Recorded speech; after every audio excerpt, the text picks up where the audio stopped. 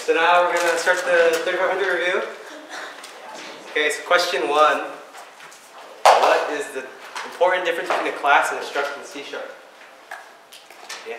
So I had 2 answers, which is why I didn't know which one was the most important. So 1, structs are kept on a stack and not the heap, whereas a class object would be. So structs are kept where? On stack. In place. Okay. Not on the stack, because they can be on the heap too.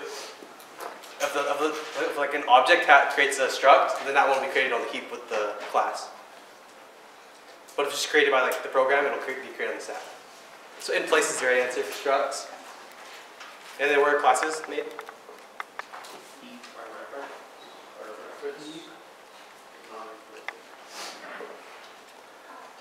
So they're usually stored in the heap through a reference. Reference. Yeah, then structs are just stored by value, usually. Everybody good on that one? These answers will be posted later. Nice. I think. Everybody get that one? Questions? Yes, no? Why is methods not the answer there? What do you mean methods? So like structs don't have methods, right? Like specific like. I think they have methods. Repeat the question. Can structs have methods? And they can in C#. Okay. So the only difference in C# is just in place and by reference for classes. Which one, like, if we gave either of those answers, would we get marked down because one's more important than the other because it does it with the most important difference? So probably just in place. So this one's in place and the class is by reference. Okay. Probably If we both of those. said, like, structs are passed by value, would that be equivalent or would that not be good enough of an answer? I wouldn't go with that because everything in C# is passed by value. Yeah, so I'd say in place is better. Okay. In place for structs and then reference for class. Heap I'm not 100% sure about, so reference is the best answer. Alright, I don't think we learned this one, but what do you guys think the answer is? Listov's substitution principle. The Google explanation I'm going to use is like if you have a type S and type T is of type S, then you can substitute a type T for a type S. Forget it. I don't know what it's C.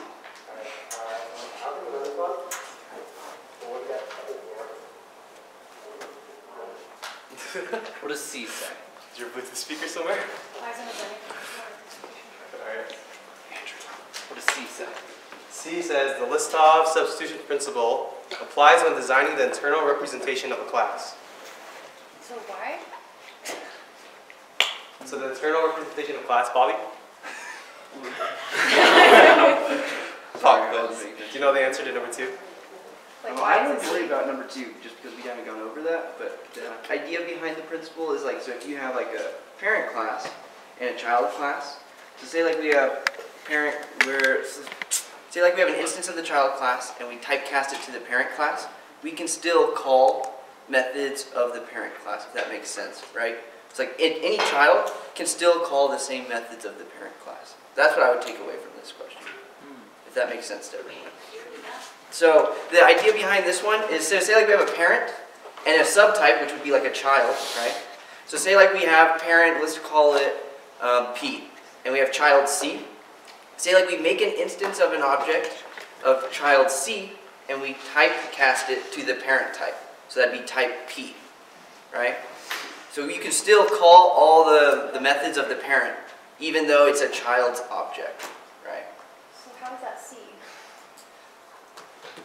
Sorry, I haven't even read this one. Yeah, so this one, see, so this one is talking about like representation of the class here, and that's not really what the principle is talking about. The principle is talking about how you can have these relationships between parent and children classes. So like, see how like D, you know, you're getting some of the methods. So that one is true, right? Does that make sense? You get access to the methods. B is implementing the interface. So like if I have a parent and that implements the interface, and I have the child, I will also have those implemented interface methods. Right? Does that one make sense on why that one's true? Then the first one is, so extending the class, that's very, very similar to the example we were talking about with a parent and a child. Right? So that's how I would reason through that one. Does that make sense to everybody? Okay. All right, next one. So this question was on your midterm, I think, right? Yep. So what's the key word? Testing. So what's the answer? Debugging. Debugging. Any questions on why that's debugging? So when you're testing something, you're debugging. Yeah. Everybody good on that one? I'm going to erase this page.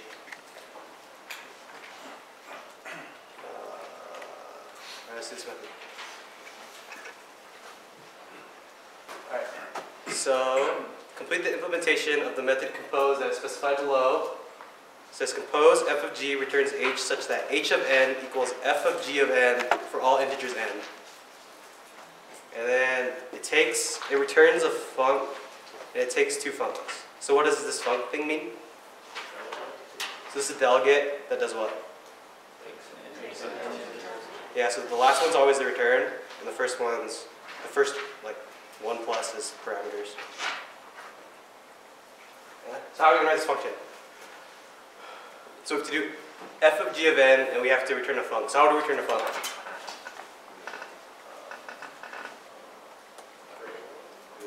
How are we going to create one? Is there an easy way to create one? Because what is a func? A func's just what? Lambda expression. Yeah, a lambda or a delegate, kinda. So let's just make a lambda. So what's the lambda return? Let me check my notes. Alright. So it's return in, right? So what do we put for the start of the lambda?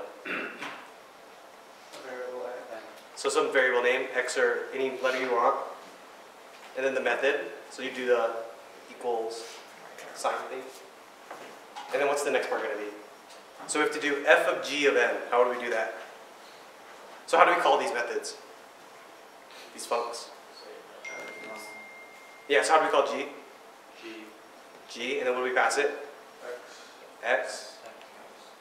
And then how do we call f? Yeah.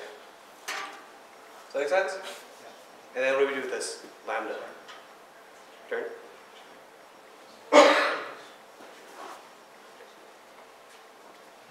Everybody good on that one? Would you just give a ton of space to psych you out? Probably.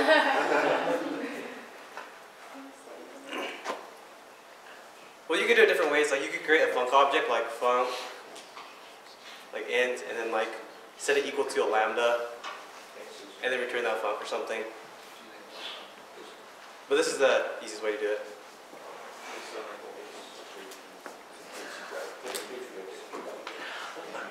Questions?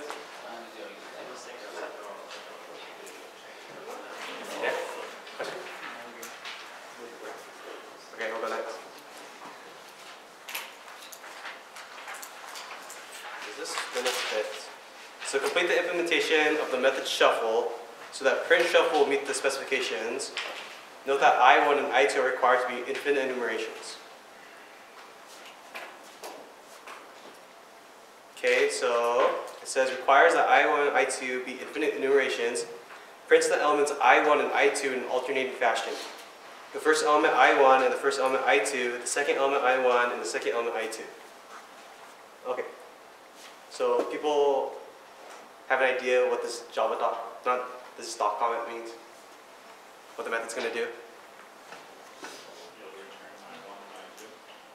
Yeah, so if you have like let's say we have like an I1 here, an I2 iterator here, or enumerator, it'll just be like an infinite list, kind of.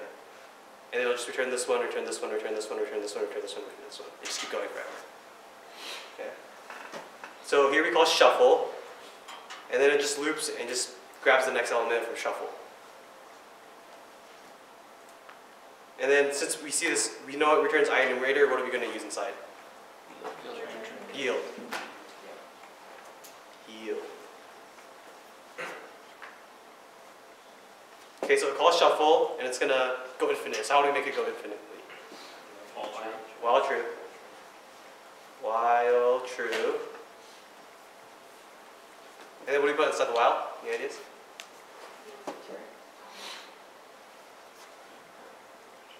Shield return I1 or? Okay, but then the next iteration, what's gonna happen? We're just gonna return the same thing again, right? Then, like after you put I1, then I2, then you call the print shuffle? Is that how it's supposed to work? No, because print shuffle is calling shuffle. So if you do that, you'd have a circular dependency or whatever. So what do we do? Yeah? Could you yield return the I1 dot move next? Yeah, so let's just move next first. Alright? So we do I1 dot move next.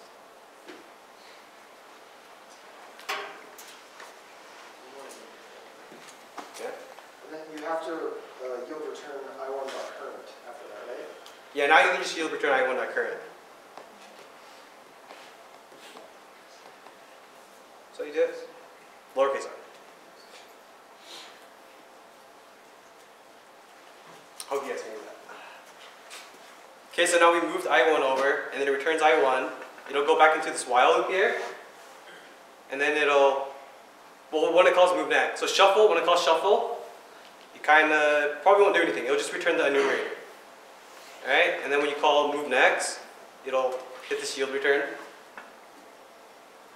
and then it'll print whatever the thing is. And now it's going to loop again and call move next again. What should we do now? What would we continue doing in this method? So do I2 dot move next, and then you just do return I2.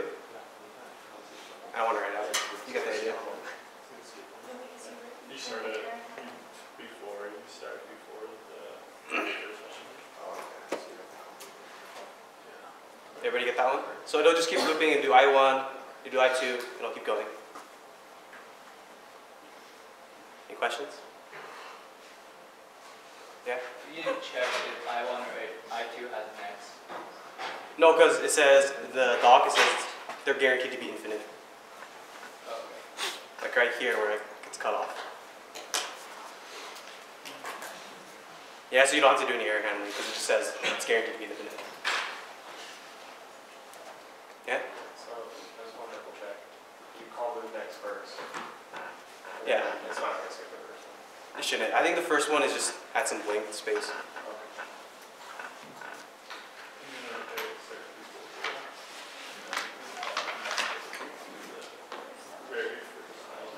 Yeah.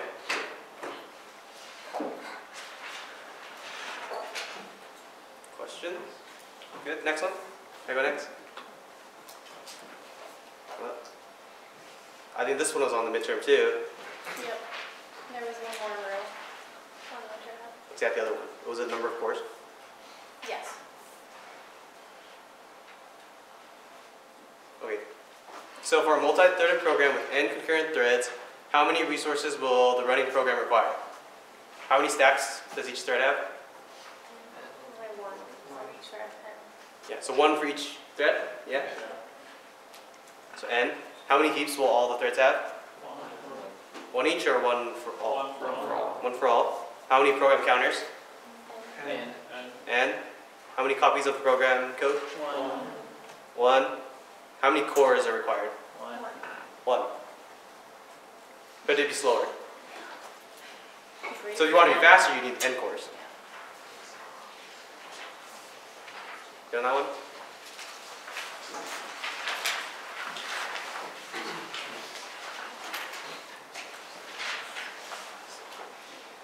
Databases. Suppose you have the following two database tables. The first table is named people and the second table is named cars. The ID column of the people table is the primary key. So this thing right here is the primary key. What's the primary key? I don't know what the primary key is. For it to exist, it has to have the key. You couldn't have an entry of Yeah. Andrew, age, whatever you are, and no ID. So everything has to have a primary key and the key has to be unique for every element. Yeah? So that's the primary key. The ID column cars has a foreign key constraint with the ID column tables. So this, and this are foreign keys. What does that mean? Foreign key has to exist for that key to exist. Yeah. So column has a foreign key constraint. So the ID here has to exist in people. So the ID in cars has to exist in people. Right? So if it doesn't exist in people, you can't add it to cars. Does that make sense? Confused. So like you can have a 5 Ford, right? Yeah, so you couldn't add a 5 here because there's no 5 over here. Right. But you could add a 4 because Dan was Ford here. exists. Does that make sense so far? Foreign keys and primary keys. So give an SQL query that will produce a table containing name and age of everyone who owns a Ford. The query should work regardless of specific rows that appear in the two tables. So how do we ask for a row? What's the command? Select. And then what are we selecting? We want name and age. So name, comma, age. Probably want to capitalize it correctly. Actually, it doesn't matter. All right, doesn't matter. You think it should. It doesn't. I tested it. I don't know. Okay, what do we do now? What's the next keyword? From From. And then which tables? People. People. Where? But if we just put people, it doesn't know Where how to get the car. We're gonna nest, but So how are we going to access the car? So we need people and people comma cars. Right? Because if you choose people and you do like car equals Ford, it won't know what a car is, it won't know what a Ford is. well, I was doing a nested, so instead it was where ID in, and then you do another select statement to pull from cars what you Okay. need. Let's do it this way. Okay. You do that right. That was on Stack Overflow. That was what I found. I was like, okay. Yeah, probably. No. So select name and age from people cars. So this people cars will combine the tables pretty much. Okay. And then what's the next keyword? where? Where, and then what do we need to check? ID. So we need to check people.id. Do you have to do people.id because we have two tables, or is that just the vernacular? I think you need to do people.id because there's two different If you IDs. did it the way I'm talking about nesting, you wouldn't have to, I don't think, because you would only be talking about people, and that has an ID. I'm not getting this code right. Okay, so where people.id equals Equals with a single. cars.id. And then do we need other conditions? So now match IDs, what else do we need to match? And Cars.car. cars.car equals one quote or two quotes? Single quote. It's a Single single. quotes. Forward. Good? Do you need cars.car if there's single one? No.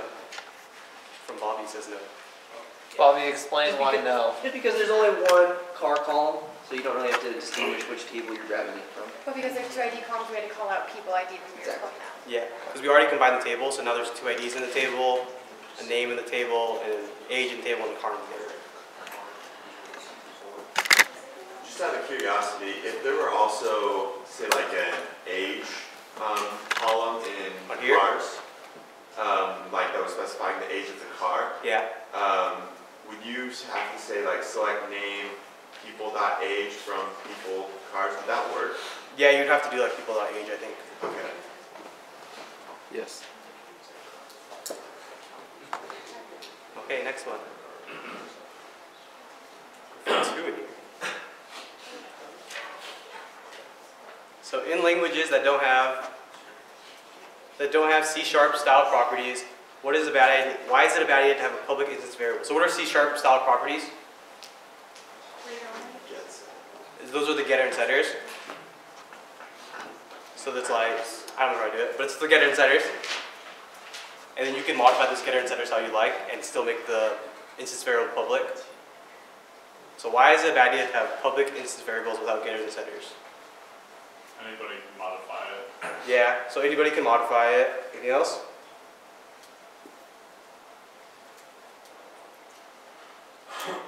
Nice answer. His answer is, once it is in the public interface, it is difficult to eliminate and impossible to customize. Oh, because it's like existing, you can't go back and change your public code to then not use it because everyone else is expecting it to be there, right? Yes. Nice question, Clark.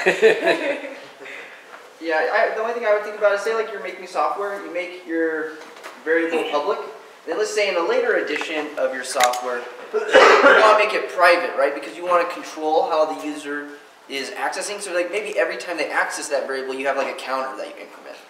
Though if you make that update, everyone else's code that was depending on the variable being public, it will break, right? So that's the main reason why I like keeping things private. First off, you can control the way the variable is accessed, and then you can make future additions on your code without breaking the entire software, right? Because that would really suck if you had a lot of people using your software and it just broke, right?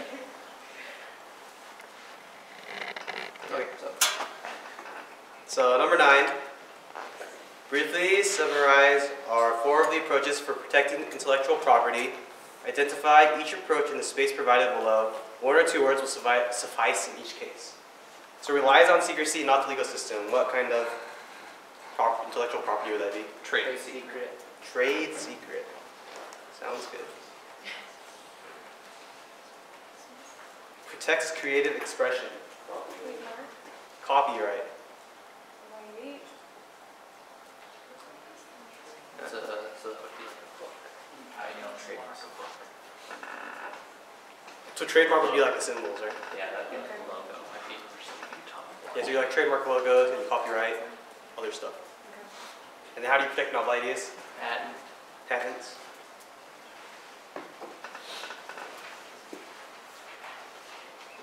Everybody good on that one? Yes? I'm erasing it. It's on mine anyways. According to ACM and IEEE Code of Ethics for Software Engineers, what is the overriding consideration in determining ethical behavior? Public interest. Yep, public interest. He just went over this. Could you write a little bigger? I can't read it. Okay, let me write it again. Let me change the font first.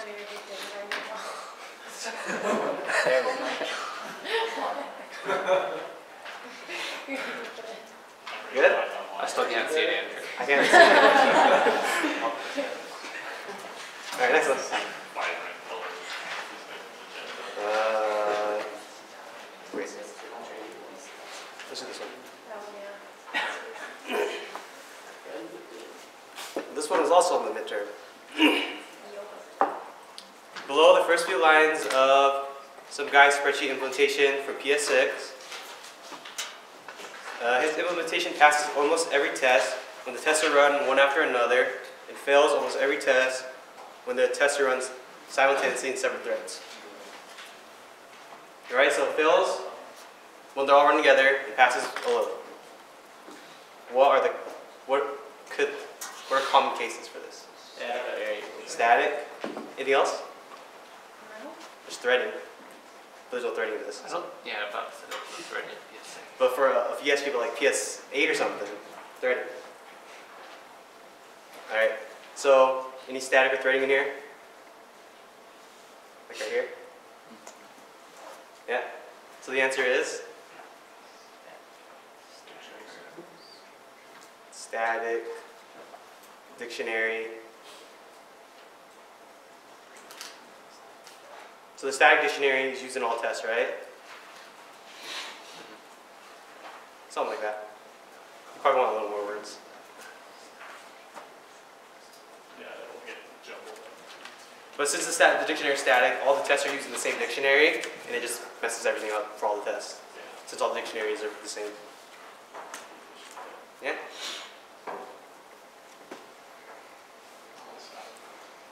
In the context of an operating system, what is a pipe?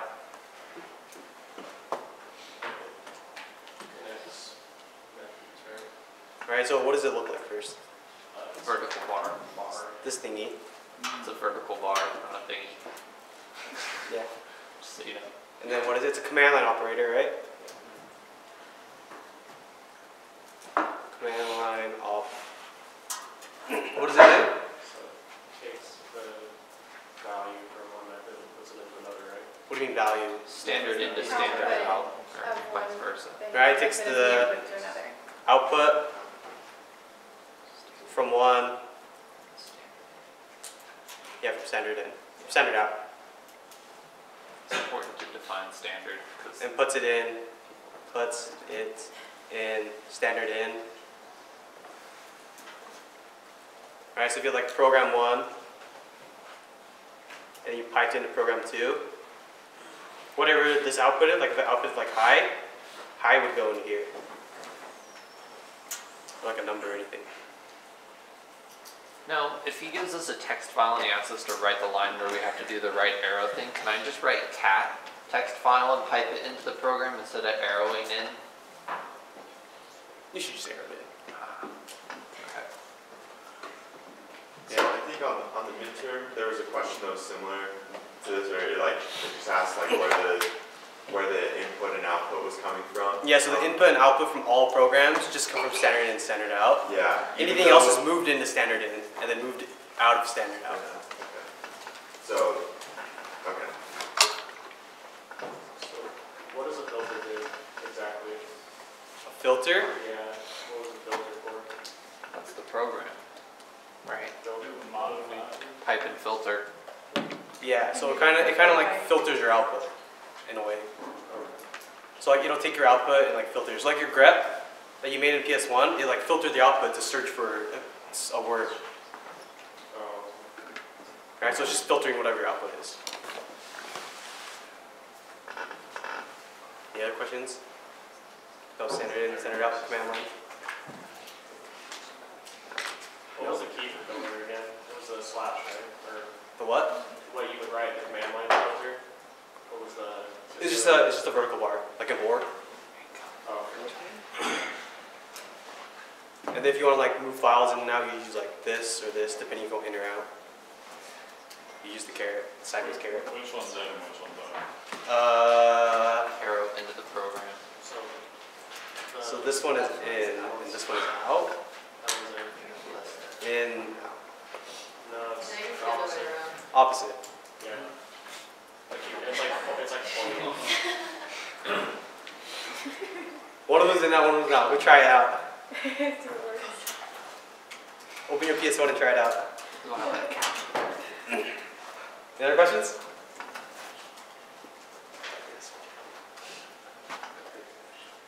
Yeah? For the out, unless somebody else had a question, do we have to know the difference between the single arrow and the double arrow for like creating a new file or appending to an old file? We never use a double arrow, so don't worry about it. I don't think we ever use it.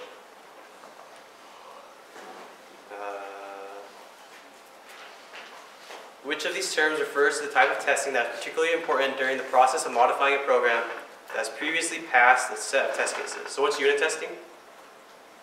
Testing a small chunk of your code. Yeah, sort of, yeah. Testing units. What's black box testing? Testing without seeing the code. So without knowledge of implementation. What's white box? With knowledge of implementation. What's regression testing? The answer. Yeah. So whatever this was. Good? Don't circle two answers. Good?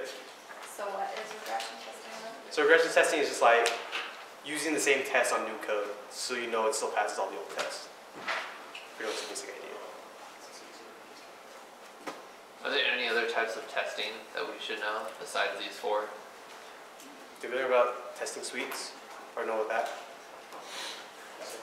Like a testing suite. So it's like you just keep building up tests.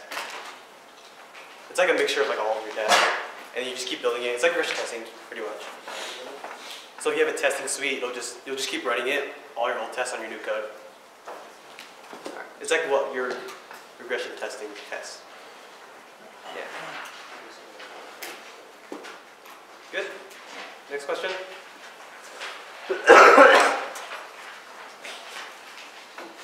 This one will not fit, guys. Suppose f is called, sketch the runtime stack immediately before the loop inside the third call of insert terminates. Add a sketch from the previous problem to show. So we run stack and heap for this thing right before insert of 3 terminates. So how do you draw a stack, guys? Triangle. Yeah, triangle. Okay? We'll make the stack go up. Does it make sense? That stack goes up. Let me check my answers. So what's on the first stack frame? Here. So let's say we're starting right here. So after this line, right after this line executes, what's the stack going to look like? So whose stack frame is this going to be right here? F. And then what's inside his stack frame? List. And then what is list? It points to something on the heap. And then what does the thing it points out look like? An object. So this will be like list. And then what's inside of it? It's got numbers. And then it's got size. So what is size?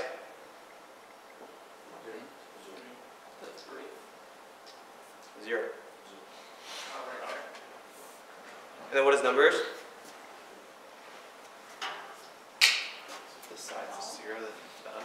It's an array, right? New int 2. So that'll point at something else on the heap, which will be like an empty array of 2. So it'll probably just be 0, 0 for now. All right, everybody good on that first line? Yes? All right, let's go this line. Oh. Sorry, you got an arrow for numbers and size to this, like, Yeah, because arrays are objects. but like the whole, like the heap is around all of those? Yeah, so heap's like Yeah. this big circle right here. You guys can just draw a circle. You guys can just draw a heap. Just like, don't put on the stat. Yeah? So we're going to do insert of 1. So let's see what insert does. So we'll call insert of 1. N will be 1. It'll do if numbers.length equals size. So size right now is 0. And then numbers.length is 2, right? And then right now n is 1. So it's going to skip the if statement, and it's just going to go to this line. Numbers of size plus plus equals n. Alright, so what will that do? So it'll be number, so this is pretty much the same thing as numbers of what number's in here? 0. Right, because numbers plus plus is a post increment. So if you do numbers plus plus inside here, it'll be 0, and then once it finishes the operation, then it'll increment. But if it was plus plus size, then it'd be numbers of 1. Or size plus 1 would be 1 also. Everybody good on that one? So now it'll be numbers of 0 equals n is 1. So how are we going to update our heap over here? Oh, we should draw the stack for. Let's update the stack first. Alright, so you have insert, stack frame. I'll just put I. So what's in insert stack frame? What's the first thing that's always in the stack frame of a class? N equals 1. This. Right? I'll put dash line. This. And what does this point to? Anybody? So it points to itself, which is what? The list. Okay, what else is on the stack frame for this method?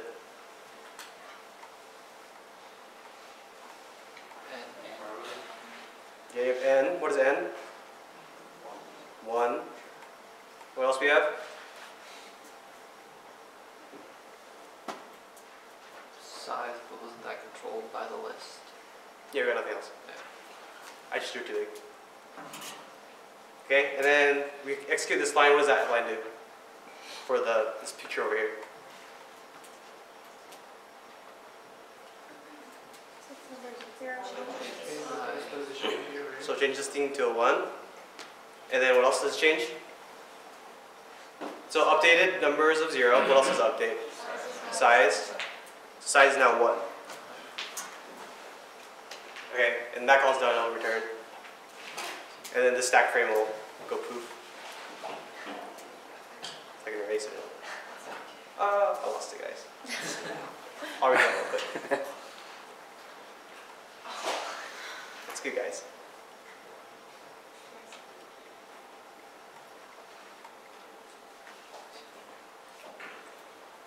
One, zero, size, numbers. This is 1 right now. Alright, good? So that's what it looks like right here. Does that make sense? Okay, so we go it again. This if condition fails again. It goes here. And then what does the stack frame look like right now? Right here on the second call, what does it look like? This. So you have this. Points to here. And n is 2. And then how do we update the heap? Size numbers expand. This goes to 2, and this goes to 2. Yeah? And then it's going to squash this frame here. And then we're going to do the next call, insert of 3. So now you have n equals 3, size is 2, and length is 2, right? So let's draw the frame right now. So we have this, and then we have n is 3. Okay, now we're actually going to go into this if statement for once. We have copy. So what's this size of copy going to be? 4. Yeah, We never update the size anywhere, right? right here. Where? Right here. Oh, okay. But we set size to 0. Where? At the beginning up here, right? Yeah, and it's not set to the size of the. But it's rest. incremented right here Okay. on this numbers of size plus plus. You probably can't see Right, the script. Okay. Yeah. So where's copy go? Int array copy equals new int 4. Where do I put it? Okay, so number copy goes here. Just like that. Anything else? Doesn't make a real heap. Yeah, so it'll make it around the heap. And it's 4 long, so 1, 2, 3, 4. It's all zeros right now. And then it says for int I is less than size, which is 2, I plus plus, copy of I equals numbers of I. So how do you update the array? Let's say at the end of the loop, what does the array look like? Not right there, right here.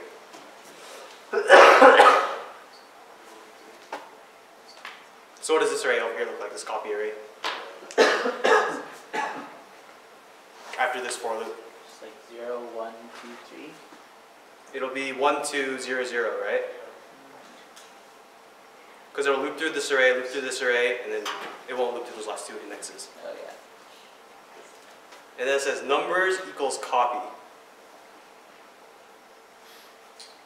Are we supposed to stop there? So copy points to that reference now for Where are we stopping? numbers. Immediately before the loop inside the third call. Immediately before the loop inside, so right here? Before the loop inside the third call. Before the loop inside the first call. I think I already did. So we're still on the second. No, we're on the last one. So sketch the state of the runtime stack immediately before the loop inside the third call. Oh yeah, so right here, so we're done. Before loop. So we're done. Alright, so before the loop. Wait, immediately? Yeah, before the loop. Before we even do Does that copy. mean you stop just before you get into the loop? No, so before the loop terminates.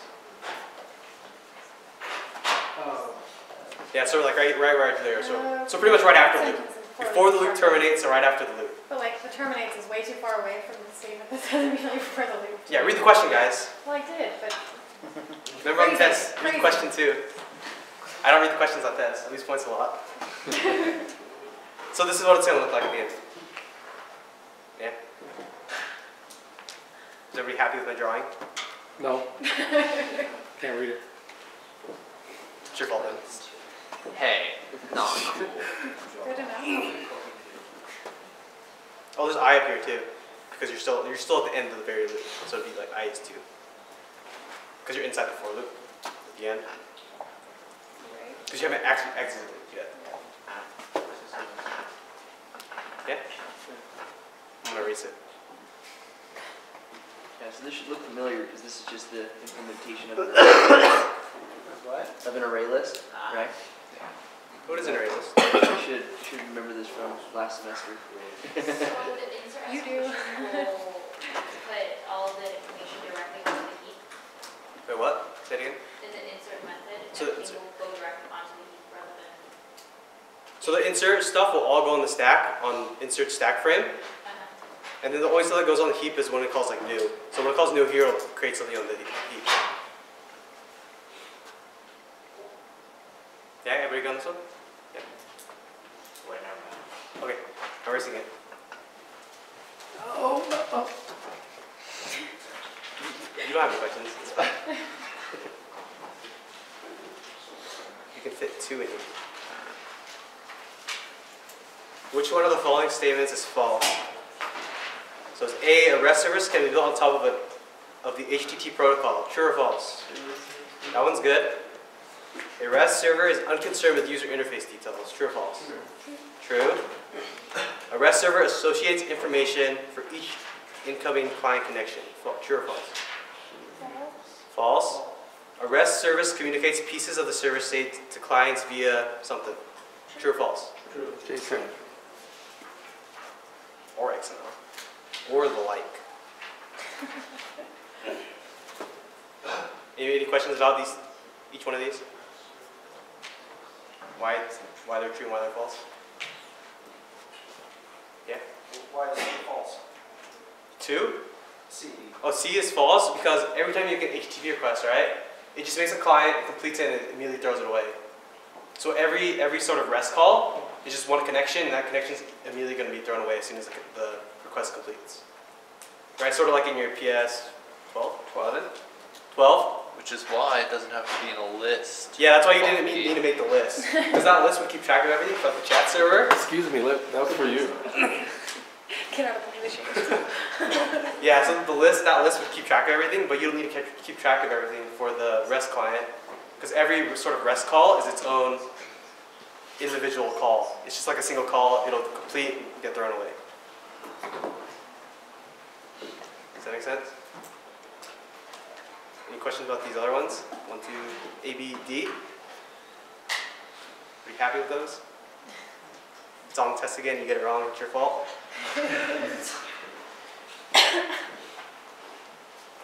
The next 2 problems concern a database schema you're designing for Google. The names table has columns SSN and name and associates names with social security numbers. The phone table has columns SSN and associates phone numbers with social security numbers. So let's draw these tables. Let's draw the names table. So what is the names table going to look like? It has 2 columns. What's the first column? SSN. What's the second column? Name. And then we'll draw the other one on the other side. Phones. What does the phones look like? SSN. Phone. Okay.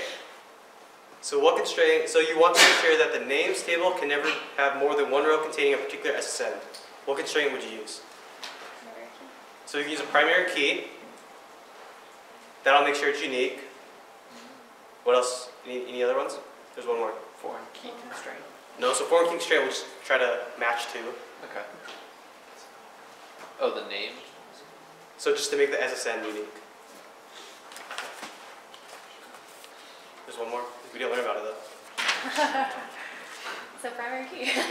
Yeah, primary key. There's like a uniqueness constraint. Oh, okay.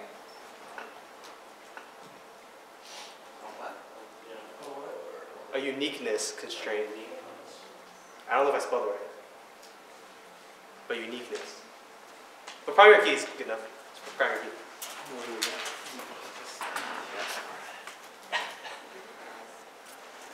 You want to make sure every SSN that appears in the phones table has a matching SSN to the names table. What constraint would you use? Yeah. For, I don't know what's forward. F-O-R-E-I-G-N. Yeah. So we won't get written down points if we misspell foreign, right? As long as we know what the word is. Like if you just mix up the I and the E, I think it's it's good. the I, yeah, which breaks the rule of I. No, that's I not for right. E except for C. Yeah. It's kind of bullshit. Let me give you a rule, it's not true. Good on those two? Good on 17, 18? Yes?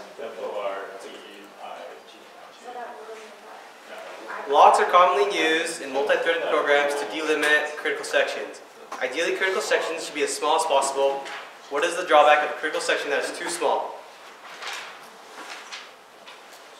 Too small? Anybody? Threads run over each other? Yeah, so threads run over each other. So they'll pretty much interfere, because you'll probably like miss something if it's too small. Could we get deadlocking?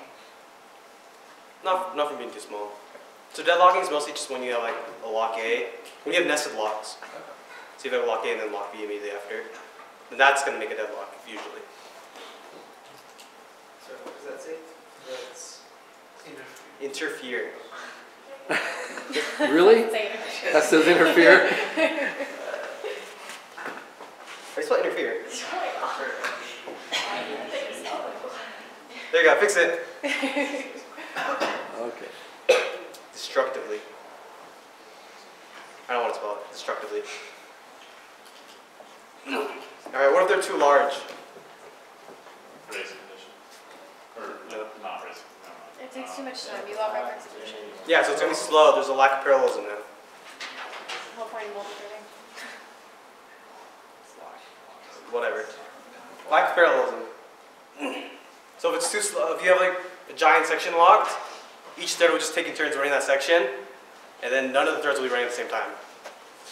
So there's like no reason to use threads there. Alright, then you're just like looping.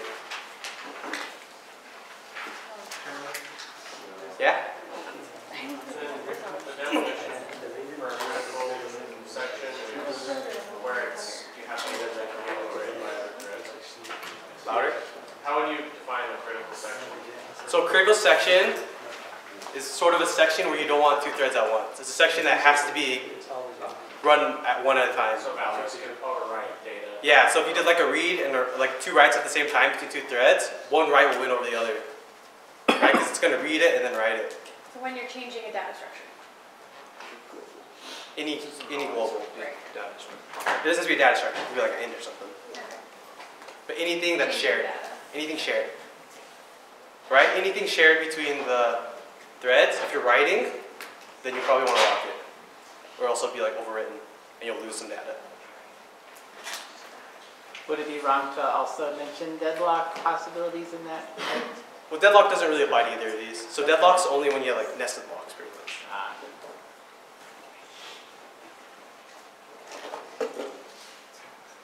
Good? We're almost done yet? Not really. We're on page 8. How many are there? 10. We're close. There's 3 more pages. We have like 2 hours. I think. Okay. Ask me more questions, guys. Andrew's just rushing through this. 4 important operations in Git are clone, commit, branch, and merge. So what does clone do? It like copies / clones a repo. What does commit do? Like save / commit changes. I don't think you can use the same word to define something. I can if I want. Okay. What does branch do? Split it off. Splits / branches to another what? Like another I think it's another like workspace. workspace. I don't know. It's not that specific. It's not like it's a new repo, right? Thing. You guys know what I mean. Yeah. Merge, Combine. Mine's the branch a little. combines. It's not always two branches, so it could be like changes, I guess. Combines changes, merges changes. Combines / merges. Because it's not always going to be two branches. Like if two people work on the same repo, and you like, one person commits and the other person has like pull up, that's on the same branch. So it's just like combining changes. Everybody good with those 4? Okay, you want to help an open source project. The project is read-only. What do? Club. So you gotta go grab it. You finish repairing a list of bugs. You haven't tested your changes. You want some sleep. Unfortunately, you have a habit of programming your sleep. I'm supposed to say in your sleep. And you're not very good when you're asleep. And you're not very a good programmer when you're asleep. It's a very strange question. You branch. Just commit. No. All right, what do? Commit. Commit. So if you mess something up while you're sleeping, you can go backwards. I do like branch. Yeah. Branch?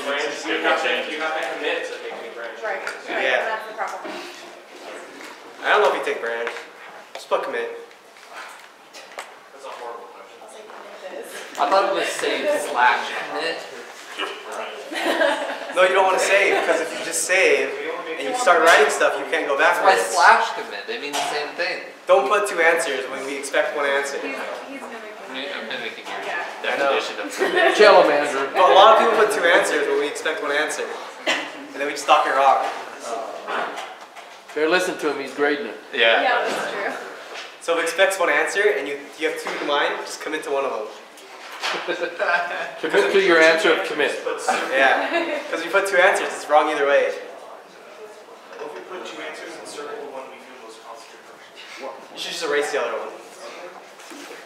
Or like slash it out or something. Just don't put more than 1 answer if it expects 1 answer. Which of the following is not an argument that would support the contention that copying a DVD constitutes fair use? So what are the fair use thingies? I wrote them down. Education. The fair use thingies? Yeah, the four things. Fair use guidelines. So there's purpose. Non-profit. How do you spell purpose? Just write purpose. Computer scientist. What are the two kinds of purpose you can use it for? Education versus commercial. Okay, what's the next one? Another one? Just 3 more? What? Who said something? Non-profit versus profit. Or the loss of profits. Oh, that's commercial versus education, right?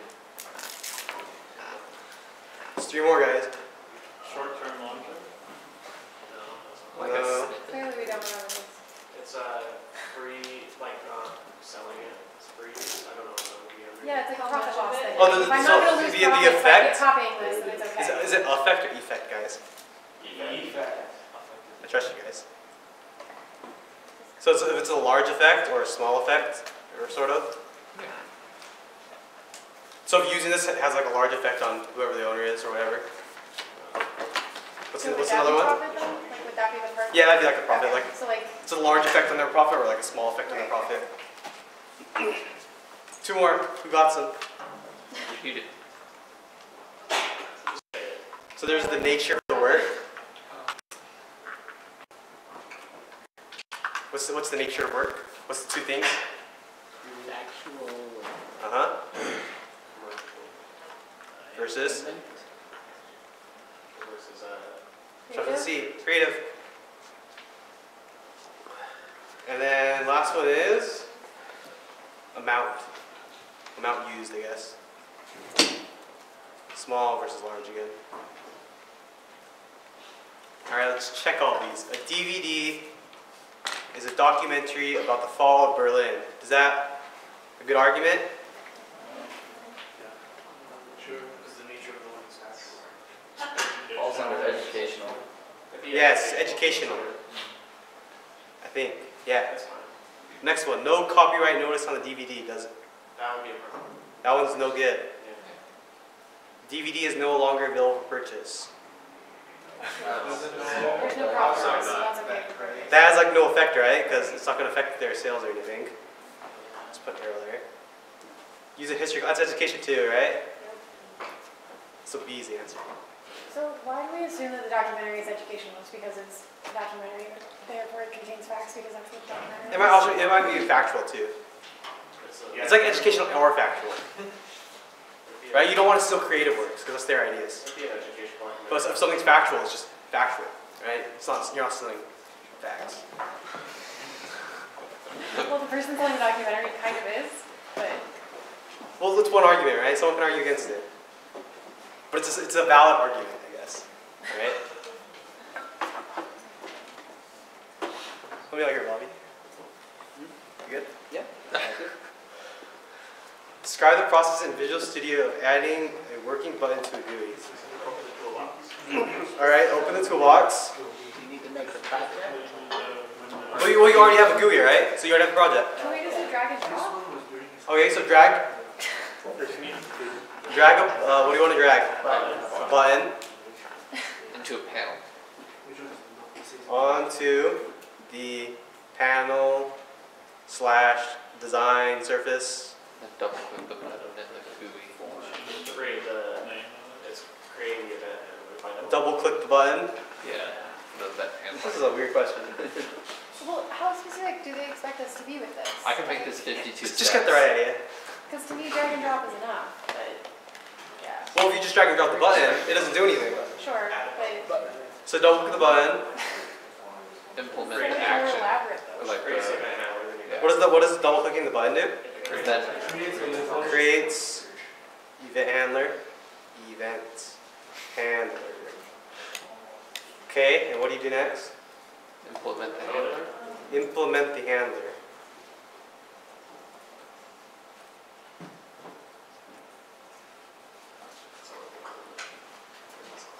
You guys can't read that. Yeah? I read it, I talked it out to you guys.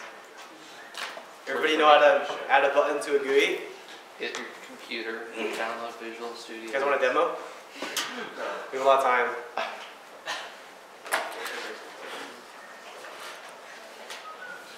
This one will not fit either.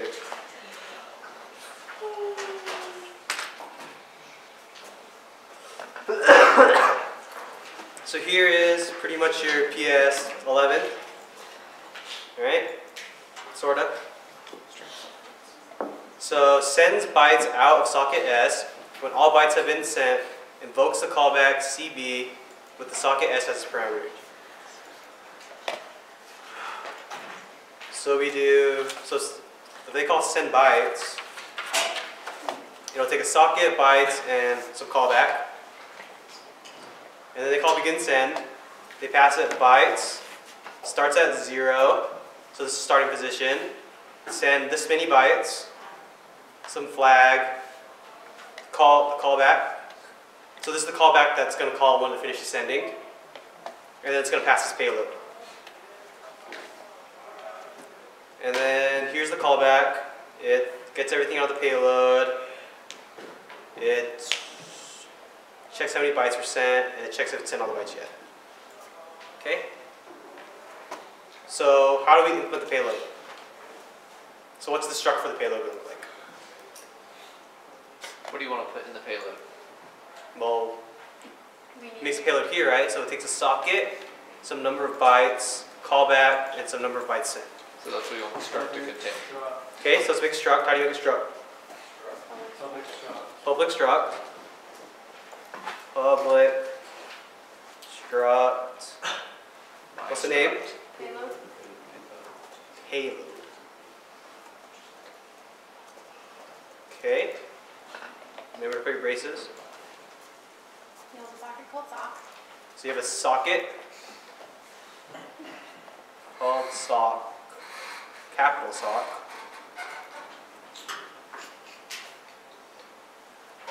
But how would you make the socket? How would you sort of add it to the thing? She's gonna make a Laptops out of batteries? Oh, battery. Deals. Property.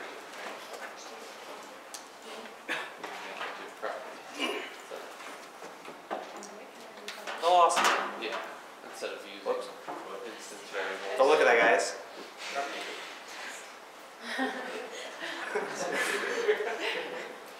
That's alright. Okay, so we had a struct. This is C#. Public struct, payload. And then how do we implement these things? So you can see it does like p.sock. What does that mean sock is? Property. Property. So we have to implement properties for each of these. Property, whatever. Yeah, so how do we implement a property? Get and set. Yes, how do we implement that? You do public. Public? Socket, sock, curly Socket. braces, get, semicolon, Sock. set, semicolon, close curly brackets. Yeah. Yeah. Then replicate for each object that you Yeah, want they to do the type. same thing for all of them. Let's put quotes for this parts that are the same. This little part's different, so what's going to be different on this row here? So you have bytes. So what type is bytes? An array, like, So it'd be bytes. Bytes. Next one. So callback CB. How do I implement that one? Like action socket. Yep. This will not fit. Callback. Capital C. This one's capital B. You guys got that right? Yeah. Last one? Public int. Int. Bytes. Why do you make these all capital? Whatever. Bytes. Because they're properties. It's a property, yeah. Make your properties capitals, guys. It's just, if you try and write it lowercase, C# gets mad at you, actually. With squigglies and it's like, no, you should make them capital. Yeah. Make sure your properties are capitals, guys. And they don't have to be, it's just C# doesn't like it if you don't. Alright, everybody good for the struct? Delete it. you need a parentheses after payload, Yeah, you do need for this payload that they can, like where parameters would be, but there are none? No, it should work fine. Okay. Because if you do it like this, What does this mean? it's like new payload, parentheses, brace, and then you initialize everything and you end the brace. Oh yeah, the shorthand. yeah. You can also do it the long way. Yeah, otherwise you do like new payload, and then you do like payload dot sock equals dot dot. Yeah. Ready to go on the struct? Do you include the constructor for the payload as well? You just have the properties there. Hmm? Don't you need to include the constructor for the payload as well? No, so structs will have a default 0 parameter constructor, Oh, so you don't need to give it a constructor. okay. Which is why you do the new payload and not specify anything. Yeah, and since these are properties, you can specify them in the shorthand. If you wanted a constructor that took all 4, you could do that too. But then that kind of defeats the purpose of having properties, you know, if you're gonna have a constructor and Then you have, initialize then them you all make that them way, private or something. you'll have getter and setter methods. Yeah. Good on that question? Good more? I'll go next. I'm just gonna leave it. You might want to just leave this covered. What's the next question? Implement accent. Yep, and then. Implement this thing. And then else. That's the next one. The other one is implement this thing. Okay. How do we implement it? So this takes the payload. We have the socket, we have the bytes, we have the callback, and we have the number of bytes sent. So what is this if statement checking? So if all bytes are sent. So if all bytes are sent, what do we do? Close. What would you do if all your bytes were sent in your PS11? Call the callback. So a callback is called callback. So do callback of, what does callback take? Anybody? Takes a socket. So we have a socket stored in socket. Do we need anything else in that if statement? That's it. So 24 is done.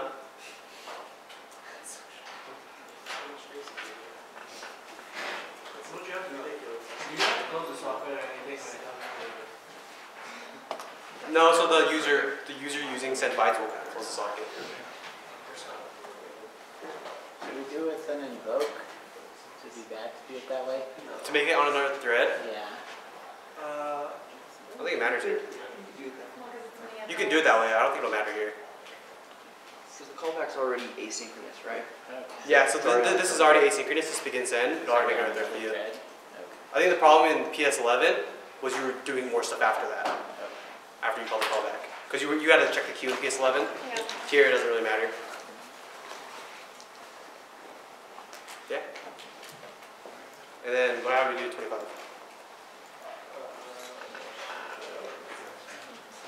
Send more. So we have to ask for more. So how do we ask for more? software begin receive? Okay, so we do like a socket dot begin what? Receive, send. So shouldn't it be send bytes? Send. Well, is it send bytes what we already did, or is it begin send? What would we call begin send on the socket, right? Because if we call this send bytes, it would just reset all these parameters. Yeah. All right. So what are we sending? Bytes, which you have right here from the payload. Where are we going to start at in bytes? What index are we going to start at? Bytes. Bytes sent. How many are we going to send? Yeah.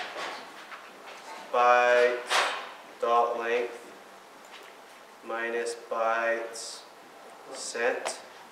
What else do we need? What's the next parameter? Socket flags. Socket flags dot none. What's next? What callback are we going to give it? The same one, right? So it's just going to call the same method again.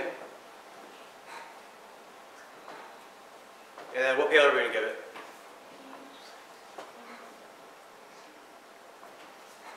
What payload? Just the payload. P. Okay, but now, so we're sending the same P again. Do we need to change P at all? Do we need to change the socket in P? No. Do we need to change the bytes? No. Do we need to change the callback? No. Do we need to change the byte sent? Yes. Yeah, so we need to change byte sent before we call this begin send. So how are we going to do that? We do P dot byte sent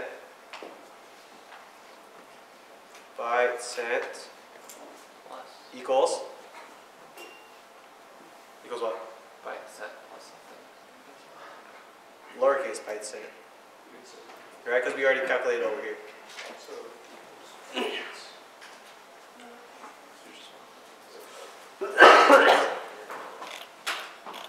That's the test.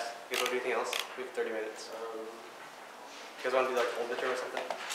When it says you can have 2 pages of notes, is that from that? Yeah, it's back and front. So it's like four sides. 4-page sides. And he said he wasn't going to make us draw a stat. He said he probably won't, but you might still have to draw one. He said he didn't want to have drawings because he didn't want to look at our shitty stats. He still might give it to you. I just be prepared. Um, You'll need it next semester anyway, so. What would you suggest we know? You guys want to do something else? No. What would you suggest we know that wasn't in what we just did? like, what's the stuff that you failed? More to threading learn stuff? When you did this I would class. say, you guys remember what ACID means for databases? I would definitely go over that, right? We can actually go over that right now. What does ACID mean for databases? Right, because every database is supposed to fulfill the ACID requirements, Let's right? go over some stuff.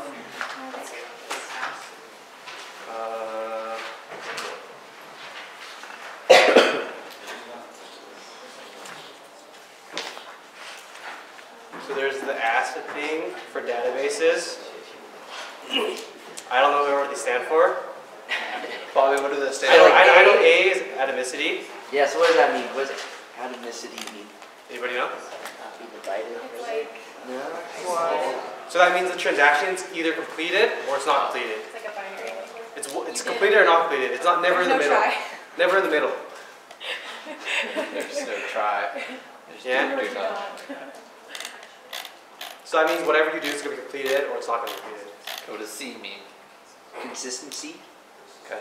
So that just means like your requests that you make to the database, they have to fulfill all those constraints that you put onto the database, right? It's like we had, for example, we had those foreign key restraints we often made. And when you say consistency, that means the user, in any case, should not be able to edit the database that would violate those Walk constraints. up here. Okay, now I'll go over here. And then, so that was C, which was consistency, right? Okay. What is I? I is isolation. So that's just pretty, isolation just means it's like you can have multiple threads, right, accessing your database. And pretty much isolation just means that the database should perform as if only one action or one request is being performed at a time. Pretty much that just means that it will make sure that there's no race conditions or anything of that kind. Right? So isolation just means that there's going to be one query at a time. So it solves all the multi-threading bugs. That's why we were able to get rid of all of our locks in, is that PS10? Yes. PS10. Okay. What is D? And then D is durability. So should be able to do lots of requests, and when you stop using the database, it shouldn't just lose all the data, right? It's like in your test cases, you were probably clearing out your database in between each test, right? And that's just because the database will. That might have been Bobby bumping it.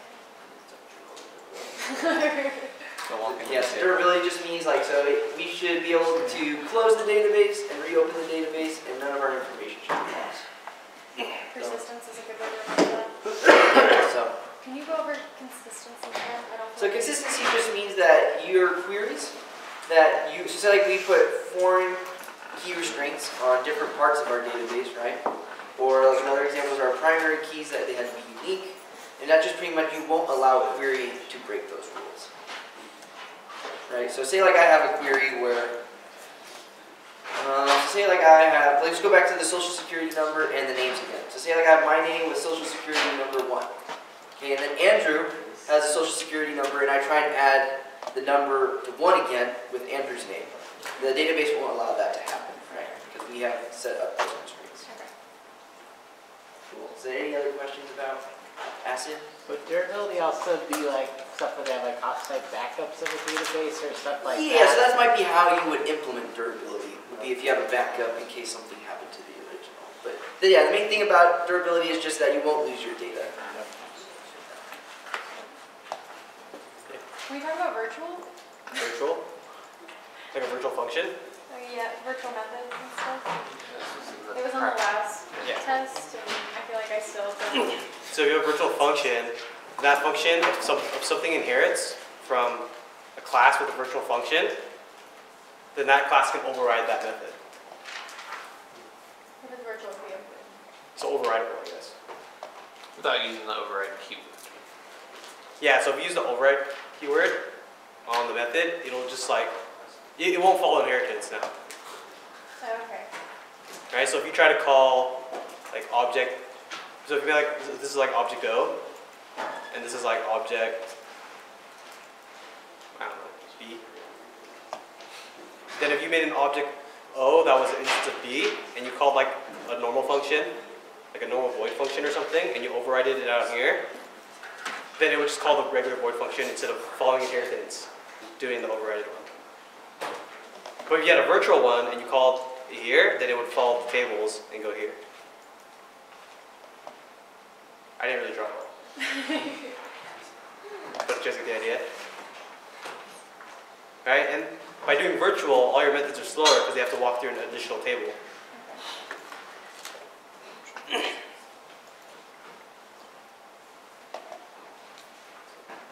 Any other questions? Threading? You guys want threading? Do you want to tell us something about threading? You guys know what async await does? Yeah, let's talk about async and await. That sounds good. So if you make an async method, you're pretty much saying this method can be asynchronous. So that means it can run, and then while the other one runs. So it doesn't have to wait. It's not blocking anymore. So if you call that method, it's not always going to block. But if you use async, the only way to make it block, the only way to make it not block is to use await. Right? So await will make another thread. So let's say you have main, right? This is like the main thread. And you call some async method that uses await. Then when it hits the await, well, it'll be on the same thread. So it'll be like call await, call async, like that. For you guys. So if you call the method that had like async on it, you'd go down and you'd hit an await. And then when you hit the await, it'd break off another thread that would handle the awaiting. And then this one would just continue. So await isn't actually blocking. Yeah, so that means await is waiting for something while the main thread can keep going. So if you didn't have an await, it would stop. Yeah, so if you didn't have async await, it wouldn't await here, it wouldn't await the other thread, but it would just get stuck awaiting right here. And So- then it wouldn't be able to continue. So in our socket example, when we're like Like the awaiting HTTP. for something to come in HTTP, we do like, You would do async method, and you do await, so the await would break off another thread, and that would wait for the HTTP request to complete, and while the other main thread kept doing other stuff. So you pretty much never use async without await. It'll give you an error, it'll give you a warning if you don't.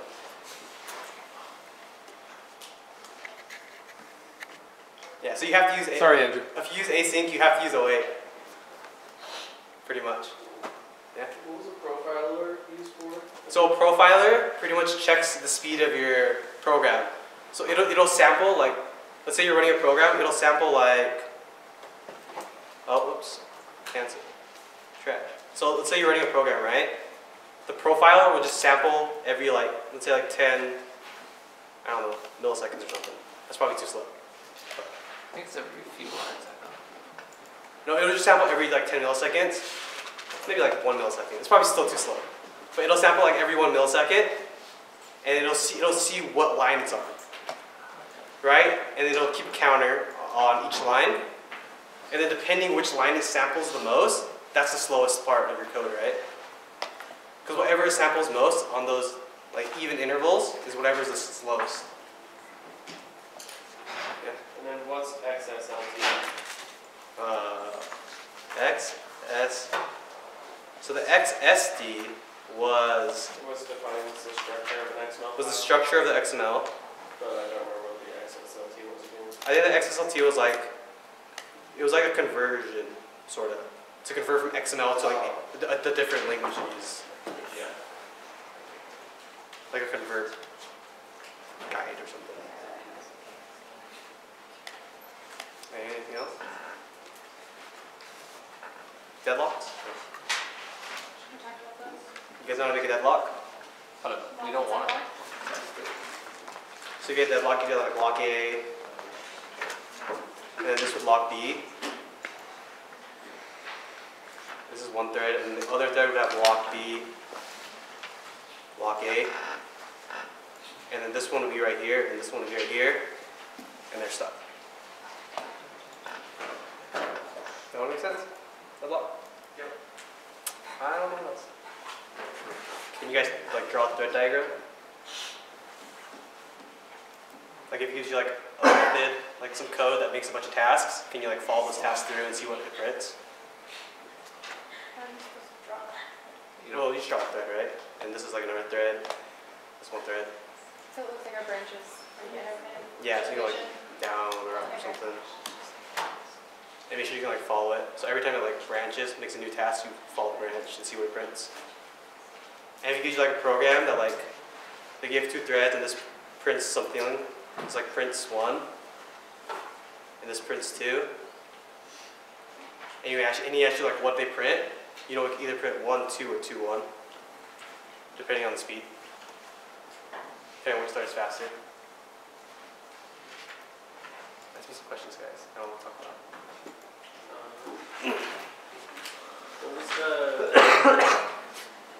What was the primary purpose for the out parameter? So the out parameter, Yeah, it's like asking the primary purpose. So you have like void, blah, blah, blah, and you have like out, and you have like a ref. So like A, B. So an out, so these are just like references kind of, right? So now if you get like a stack or something, and you get like X, Y, and then you call this method, let's say it's like foo. You call it foo, and you pass it like X and Y. Then now the A and B here would point over here, right? So that's how out and ref work. But the difference between out and ref is ref can pass stuff in and out, right? So this can be initialized, and this has to be initialized.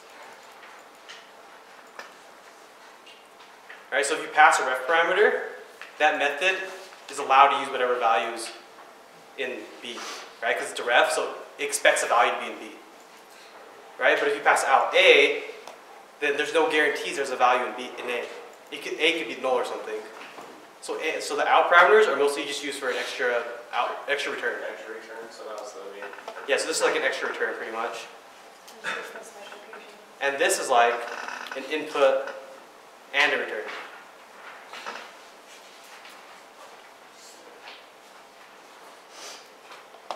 Yeah. What else? Bobby, anything else that you can think of? Do you guys have any particular questions? I feel like we've gone over. You guys know all your HTTP stuff? Yesterday you mentioned joining tables is something we might need to Oh know. yeah, what's the join stuff? Wait, didn't we do that where we make a query with joint tables? Remember we did that in one of the problems? Yeah, that was the advice yesterday, was if you didn't write that code, then you need to figure it Yeah. out. So you mentioned joining, and I asked him about what it was, and you said it was like for joining columns of tables together. So joining Is that tables just was like for when you did like, so if you SQL? had like two tables, like a table game and a table word, you did like select blah blah blah from game comma word, that would be joining the two tables. So it's just for SQL stuff? Yeah. So know your like basic queries. But you don't actually use the word join.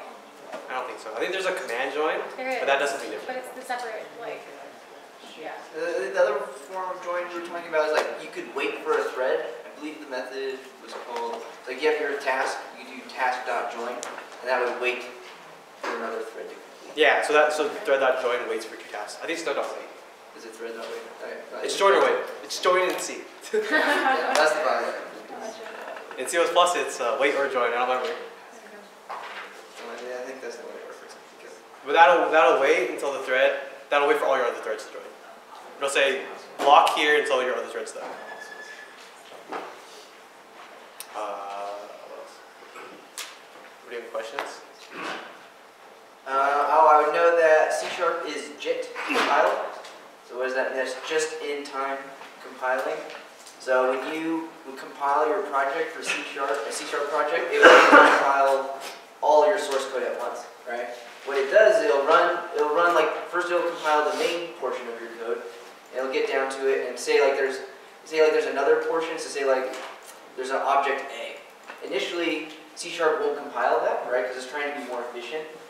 And so once it sees that you need object A, then it will go and compile your code. So that's just the meaning behind JIT compiled. Like C++, they are not JIT compiled, right? You always have to compile your entire project before you compile. So Java is also JIT compiled. So yeah, I would just know that. So. How about dynamic linking versus static linking? That's how you spell dynamic, guys. What's funny is I still knew that was dynamic. So you guys know dynamic linking versus static linking? One's runtime, one's not. So dynamic linking is at runtime, it will grab those libraries and it can share between them. And static linking is when you compile, it'll compile all those libraries together into one big executable. And then dynamic linking is those libraries are all separate from your executable. And then when you run it, they just go find the library you need. As needed. Yeah. That way you can share the libraries. Yeah. Instead of having it ready to go, which is a static. It's slower, but it's more efficient, memory-wise. What else we have? Maybe, anybody got anything? History of C# and how it sected from Java. Bobby? So C# is just initially, so you know Sun Microsystems, they first developed Java, right? And so Microsoft saw this and like, oh, we have some ideas that we want to put on top of Java, you know, because there's some things they didn't like, per se. Like one of them was the difference between primitive data types and like non-primitive data types, right? So Microsoft didn't like that. They asked if they could, like, you know, make their own adjustments to it. Sun Microsystems said no, so Microsoft just made C#, which is why it's so similar to Java, but it's a little better. So the primitives with respect to like lists and stuff, how we parameterize them? Yeah, it's like you can't make an array of ints in Java, right? And because you can only make an array of object types, that's why it's an array of integers. Yeah. So that was just like one of the reasons that Microsoft didn't like everything to do with Java. They had a couple little changes. And you can use lowercase strings. I wouldn't worry about that at all though for the exam. There's also 4 ways to write Boolean. Which doesn't make any sense. What else do we discuss here? Any spreadsheet questions? Nightmare. I know, he was worried he'd have to Chase take the the cat. exam. Spreadsheet questions? Follow questions? Do you feel like we should know, like, I'm pretty sure I remember what was in each PS, but should we like have it memorized, like this was this assignment, this was this assignment? Because I feel like he kind of, in the test referenced, like, No, but no, like if you Particular use like a chunk of code from an assignment, know Yeah. how it works. The model view controller. Do you guys remember what the model view controller were? The MVC? Okay, awesome. So view, that's like a GUI. Model is like how your program works. So that's like all the hard work. And then the controller just makes sure everything interacts correctly, or how the user will interact with the program. So know that for sure. Yeah. you guys were making your 2 sheets to bring to the test. Besides regex, what would you have on there? I would just go through the slides and put on whatever I didn't know. But like you would find your weak points. Just put some motivation. So. Was it a dinosaur with little Yeah. bullets? I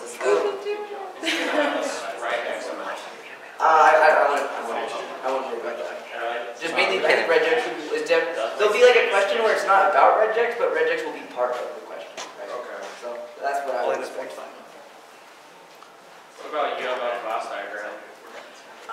We didn't really talk about UML that much in this class, so I wouldn't worry about it.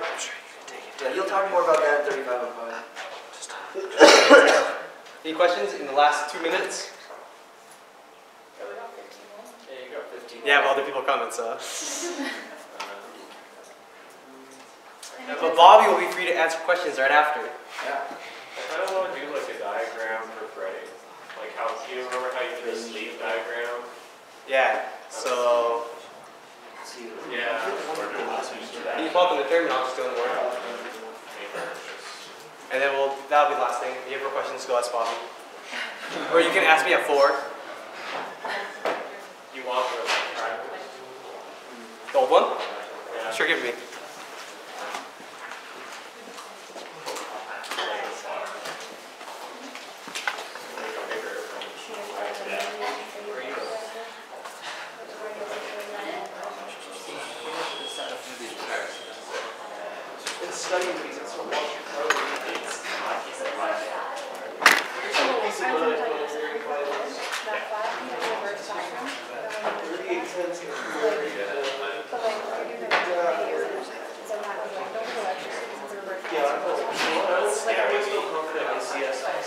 So I probably won't go to lecture like I wanted to. I'll probably just watch the videos because online. Yeah, but like for instance, like you'll be called up to code in front of the whole class. So like This it's code not. is that class required to do.